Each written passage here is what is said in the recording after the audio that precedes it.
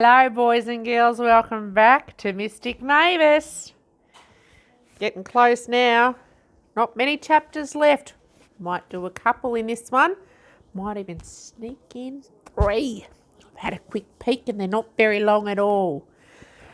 Whew. Chapter 59, Pure Poetry. The old man pulled back on the control lever and the Spitfire shot up like a rocket. The 2 Harrier jump jet pilots were caught off guard for a moment before giving chase. The Spitfire's wooden propeller should have been no match for a modern jet engine, but in Grandpa's hands, this ancient plane could outmaneuver the Harrier. Yep, the old girl rattled, and she coughed and she spluttered at times, yet in flight, the Spitfire was just pure poetry. All of a sudden, one of the chasing Harrier jump jets launched a missile that whizzed past the Spitfire and exploded in the sky. Crikey. Boom! It was clearly meant only as a warning. If they wanted, the Harriers could shoot the Spitfire down in the blink of an eye. Still a sense of dread crashed down over Jack. Oh, that's a bit tricky to read that one, boys and girls. Have a look what the author's done there. Had to turn the book my head around all the way. Oh. An unidentified fighter plane flying over central London was a major security risk. The jump jets really had been sent up to bring them down. At that moment, a voice came over the Spitfire's radio. This is Harrier Red Leader Spitfire. You are flying in restricted airspace. You must land immediately. Over. We will never surrender. Over, replied Grandpa.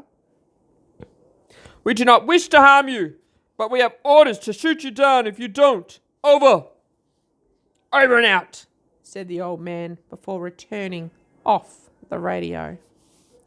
Chapter 60. Speeding through fire.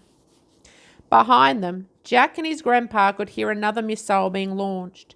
The old man turned the plane on its side and the rocket skimmed past the Spitfire's belly.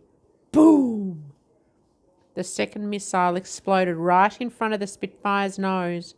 Jack closed his eyes as the plane sped through the fire. You must do what they say, shouted the boy over the deafening noise of the explosion. I'd rather die up here a hero than yield and live like a slave on the ground. But you must bail out, thought Squadron Leader, shouted Grandpa over the noise. I'm not leaving you, Grandpa. Grandpa? Suddenly, the old man sounded confused. Yes, Grandpa, repeated the boy. It's me, Jack, your grandson. You are my grandson. That's right. Jack? Asked the old man. For a moment, it seemed Grandpa was totally present in the here and now. Yes, Jack? My wonderful grandson, Jack, I can't let you get hurt. You must bail out now. I don't want to leave you, cried the boy. But I must leave you. Please, Grandpa, I don't want to die. I don't want you to die. I love you, Jack. I love you, Grandpa. As long as you love me, I can never die. With that, the old man turned the plane upside down, pulled back the canopy and yanked on the boy's parachute cord. Up, hop and away, shouted Grandpa after his grandson, giving him one last salute. Giving me the heebie-jeebies here, boys and girls. Chapter 61, Down to Earth.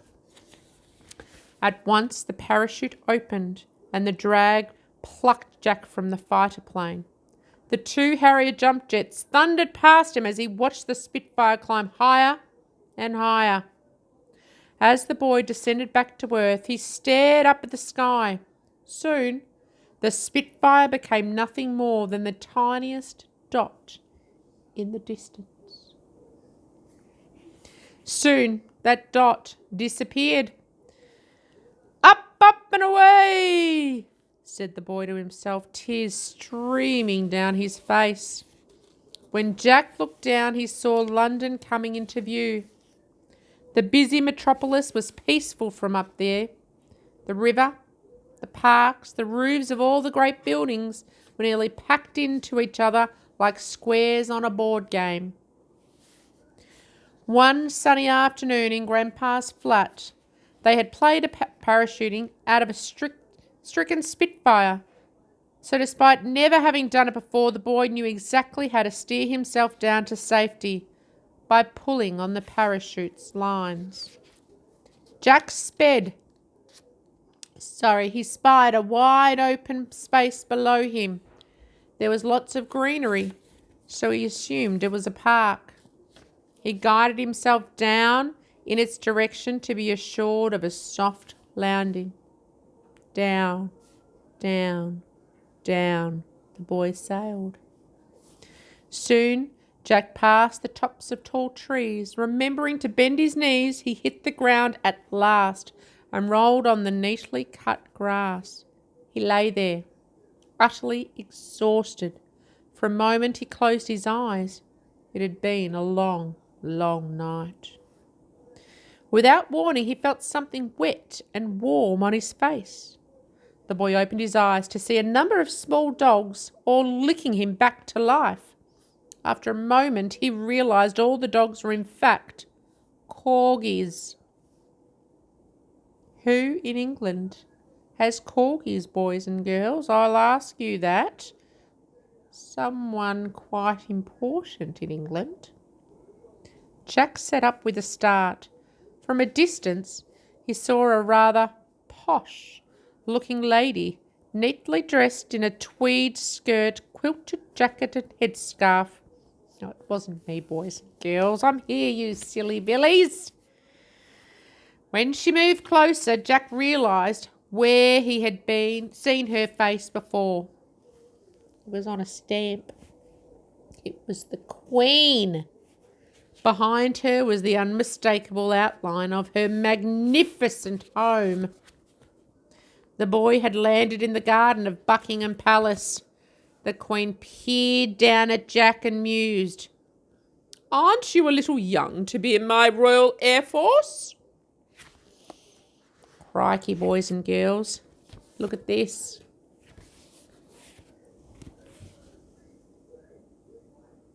We're nearly done. We're up to part 4. The Way to the Stars. Now it's my nana nap time now, boys and girls, so I reckon I'll have a cup of tea. I'll have a bicky. And then I might come back and read you the rest. Bye for now, boys and girls. See you later. Bye.